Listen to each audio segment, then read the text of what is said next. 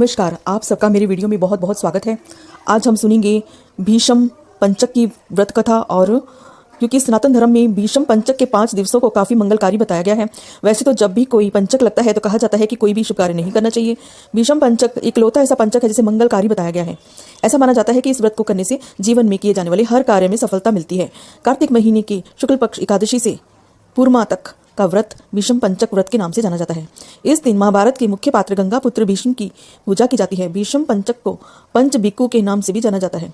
आप जो कुछ भी इन 5 दिनों में करते हैं उसका कई 100 गुना होकर फल प्राप्त होता है। अब हम जानते हैं कि हमें व्रत कैसे करना चाहिए।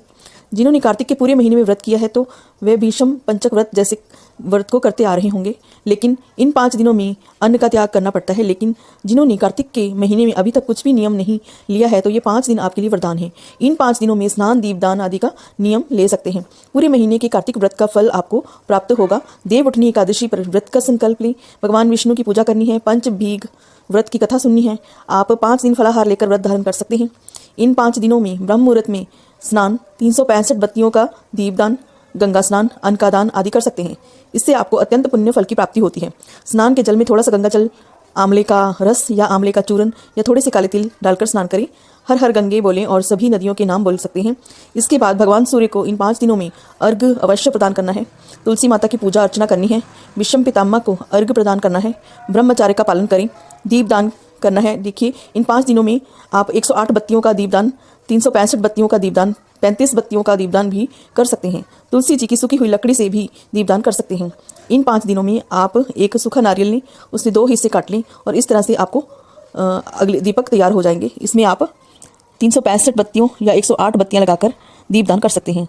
आप जो बत्तियां हैं वे घर में भी बना सकते हैं, नहीं तो बाजार से भी बत्ती बनी बनाई मिल सकती है। एक रुई की बत्ती बनी आती है 365 और एक कच्चे धागे से बनी आती है 365। तो आप इन दोनों में से इन कच्चे धागों वाली बत्तियों को लेकर के इस तरह से दीपदान कर सकते हैं। आपको इस तरह से 5 नारियल के दीपक लगाने हैं और 5 में आपको बत्तियां रखनी है और उनकी पूजा करनी है। रोली कुमकुम में दीपों की पूजा करें। 2-3 बार पानी लेकर के हाथ घुमाएं दीपक के ऊपर। इस तरह से आपका दीपदान हो जाता है। अब जानते हैं कि दीपदान आपको कहाँ करना है। देखिए, आप भगवान विष्णु के सामने दीपदान कर सकते हैं। पीपल वृक्ष के लिए कर सकते हैं, आंवले में कर सकते हैं, वट वृक्ष के सामने कर सकते हैं, आकाश दीप जला सकते हैं। यदि गंगा जी जा रहे हैं तो गंगा जी के तट पर भी दीपदान को कर सकते हैं। पंच भीग की पूजा के लिए आपको एक चौमुखी दीपक लेना है। इस दीपक में आप तुलसी जी के सामने जला सकते हैं। एक थाली लीजिएगा, आप चौमुखा दीपक रखिए और 2 कटोरी, एक में राई और एक में हरा आंवला या सूखा आंवला रख सकते हैं। तो हरा आंवला अगर आप ले लें तो उससे छोटे छोटे टुकड़े कर लीजिए और दोनों चीज़ों को अपने हाथ में लेकर थाली के चारों ओर घुमाना है और यह कुछ लाइनें आपको बोलनी है।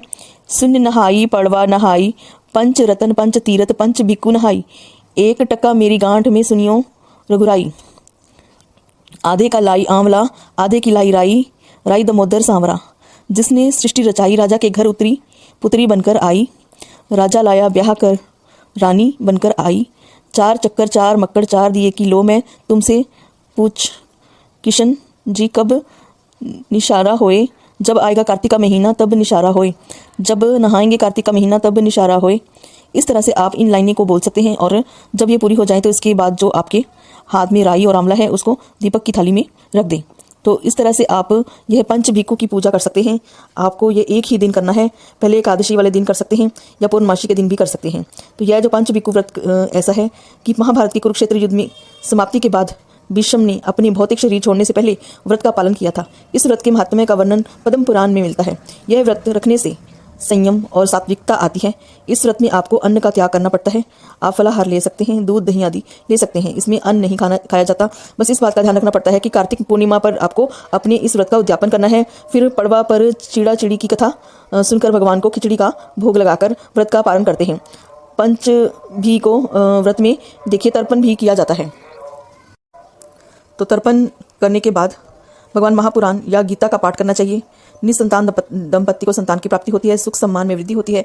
जो तर्पण होता है वह भीष्म पितामह के लिए किया जाता है। तो आप इस तरह से अपने व्रत को पूर्ण कर सकते हैं। और हम जानते हैं कि भीष्म पंचक व्रत इनको क्यों कहा जाता है। तो इसके लिए एक छोटी सी कथा आती है कि मैं सुनाती हूँ आपको कि महाभारत का युद्ध समाप्त हुआ तब भीष्म पितामह सूर्य के उत्तरायण होने की प्रतीक्षा कर रहे थे और 5 पांडवों को उनके पास लेकर भगवान कृष्ण गए, क्योंकि जो भीष्म पितामह हैं वो बाणों की शैया पर लेटे हुए थे। जब भगवान कृष्ण पांचों पांडवों को लेकर उनके पास पहुंचे तो युधिष्ठिर जी ने भीष्म पितामह से राज्य संबंधी उपदेश देने की प्रार्थना की। तब उन्होंने 5 दिनों तक राज धर्म, मोक्ष धर्म, वरण धर्म आदि का उपदेश किया। इससे भगवान कृष्ण प्रसन्न हुए। उन्होंने कहा कि हे पितामह, आपने जो ये 5 दिनों तक उपदेश किया है इससे मैं अत्यंत प्रसन्न हूँ। आपकी स्मृति में मैं ये भीष्म पंचक व्रत स्थापित करता हूँ। जो लोग इस व्रत को धारण करेंगे वे कई प्रकार का सुख भोग करेंगे, अंत में मोक्ष को प्राप्त होंगे। उन्हें पुत्र पत्रादि धन धान्य आदि में कोई कमी नहीं रहेगी।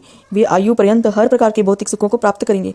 ये शास्त्रीय प्रमाण है इस व्रत का। तो यदि आपने अभी तक पूरे कार्तिक के महीने में कुछ नहीं किया तो आप इन 5 दिनों में लाभ उठा सकते हैं। इस व्रत के कुछ नियम हैं जो हमें ध्यान में रखने चाहिए।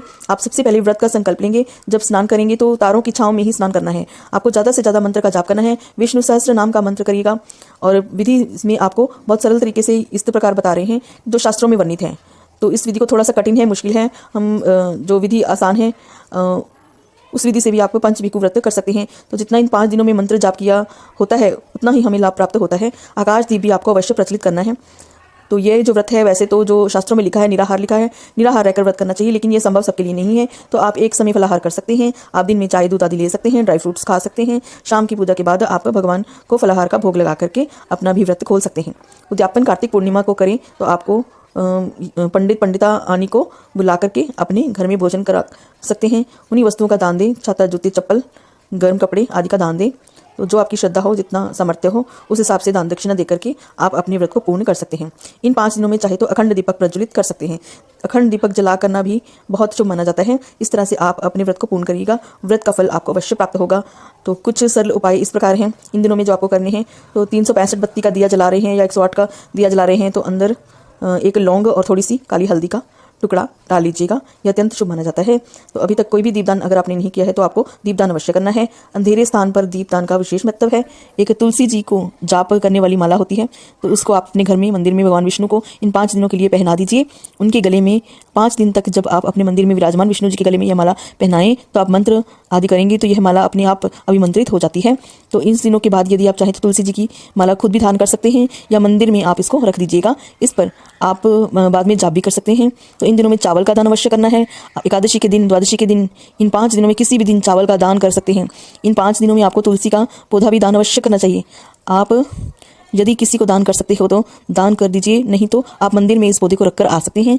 जब हमें इसमें कुछ सावधानियां रखनी होती हैं कि शरीर में तेल नहीं लगाना है, भूमि पर शयन करना है, अकाल मृत्यु से बचाव होता है। तो बैंगन, करेला, दही, मांसाहार, चावल आदि नहीं खाने हैं। लाल मसूर की दाल आदि का सेवन नहीं करना है। तो छोटी छोटी सावधानियां हैं जो आपको रखनी है। कोई आहत ना हो। तो मन वचन कर्म से सात्विक रहना है, सभी का आदर करना है, सम्मान करना है, पशु पक्षियों को खाने के लिए कुछ ना कुछ अवश्य देना है। इन छोटी छोटी सावधानियों में ध्यान रखिए कि अपने व्रत को पूर्ण करिएगा। तो आज की वीडियो में बस इतना ही। तो आगे हम नई जानकारी के साथ आपको अगले वीडियो में मिलेंगे। और जानकारी अच्छी लगी हो तो लाइक करें, चैनल को सब्सक्राइब करें। तो बहुत बहुत आपका धन्यवाद।